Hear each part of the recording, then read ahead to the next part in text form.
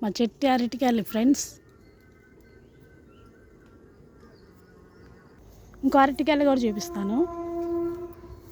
2 అరటికాయలు అయితే వచ్చేసాయి. ఇంకా మక్కాల చిన్న చెట్టుకి అయితే టెంకాయలు అయితే కాసాయి ఫ్రెండ్స్.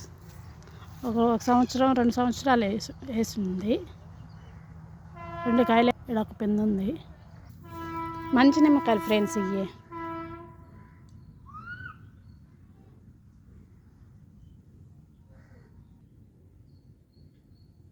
సపోటాకాయలు ఫ్రెండ్స్, సపోటాకాయలకి